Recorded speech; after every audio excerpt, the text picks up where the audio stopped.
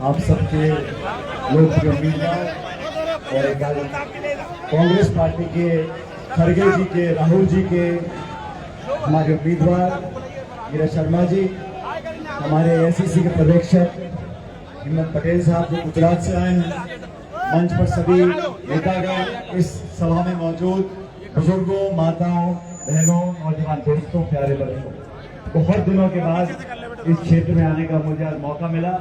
मैं तो धन्यवाद देता पंडित जी को कि इनके चुनाव के चक्कर में आप सबके आशीर्वाद देने का मुझे मौका मिल गया, आपसे राम राम करने का मौका मिल गया। और मैं क्षमा चाहता हूँ, माफी चाहता हूँ, मैं बहुत देर से आया, लेकिन सूर्यास्त होने जा रहा है और मुझे आगे जाना है।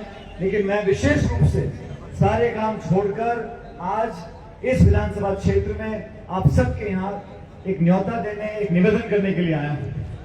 हम सब जानते हैं हरियाणा में आने वाली सरकार कांग्रेस पार्टी की बनने जा रही है कि नहीं?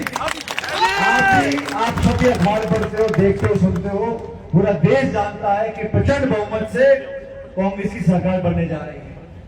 जब सरकार कांग्रेस की बनने जा रही है, आपका देखा हुआ, परखा हुआ, मेहनती जो विधायक, इसको दोबारा मौका पार्टी ने दिया है, आपके भरोसे कर दिया है। इसलिए मैं निवेदन करना चाहता हूं कि 10 साल से प्रदेश में जो सरकार थी, इनका काम आपने देख लिया। दिल्ली में 10 साल से बीजेपी की सरकार है, उनको भी हमने देख लिया। पूरे देश में माहौल बदलाव का है। इस बदलाव में आपको भागीदार बनना है। और मैं आपसे कहना चाहता हूं, ये चुनाव शर्मा जी विधायक बने ना बने इस बात का चुनाव नहीं, ये चुनाव देश में जो माहौल बना हुआ है भाजपा के विरोध में और कांग्रेस के पक्ष में, ये उस माहौल को आपकी आहुति देनी है, आपको योगदान देना है। और मैं आपको विश्वास दिलाता हूं, जब सरकार बनेगी कांग्रेस पार्टी की, और ये तो दिल्ली से लगता हुआ इलाका है, इन सारे गांव में सब लोगों में जानता हूं, आसपास के क्षेत्रों को, आपके क्षेत्र में जो सालों में पिछले कई समय से काम नहीं हो सके, हमारी सरकार बन जाएगी। आपके जो जो गांव के विकास के काम हैं, सबको विधायक महोदय हम मिलकर आपके बीच में कराएंगे। और आज आप देखो, हरियाणा में लोकसभा के चुनाव हुए, यहाँ पे 10 सीटें थी। भाजपा वाले बोलते थे 300 पार, 400 पार, 500 पार। हरियाणा में 10 में से 5 सीट कांग्रेस पार्टी जीती और राजस्थान में मैंने 11 सीट इनको हरा दी। इनका जाना तय है साथियों, लेकिन इस चुनाव में हमें हमारी पार्टी को देखना है, विचारधारा को देखना है। और आप लोग समझदार लोग हो, मैं तो किसी के विरोध में कभी कुछ बोलता नहीं, लेकिन हमारी वोट जो है वो खराब नहीं करनी। जो हमारी वोट जहां लगे, जहां उसको हमको फायदा हो, क्षेत्र को फायदा हो, इलाके को फायदा हो, प्रदेश को फायदा हो, इसलिए हमारी एक एक वोट की कीमत है। किसी की दोस्ती है, किसी का पड़ोसी है, किसी की रिश्तेदारी है, लेकिन ये बड़ा चुनाव है। इस चुनाव में जब राज कांग्रेस का बनने जा रहा है, जब जीत हमारी पार्टी की निश्चित है, तो आप लोग उस जीत के हिस्सेदार बनो, ताकि पंडित जी पे एहसान धरा रहे हमारा कि आप जिता के भेज दो उनको।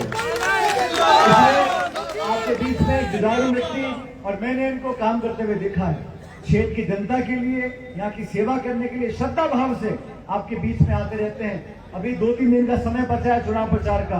मैं चर्चा कर रहा था, मैंने कहा भाई इनके यहाँ जाना है मुझे नाटे में वोट मांगने, तो मैंने आज का दिन चुना है क्योंकि आज पंडित जी का जन्मदिन है।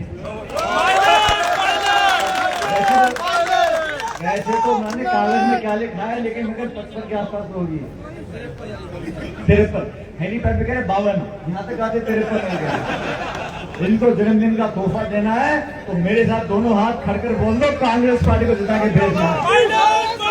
और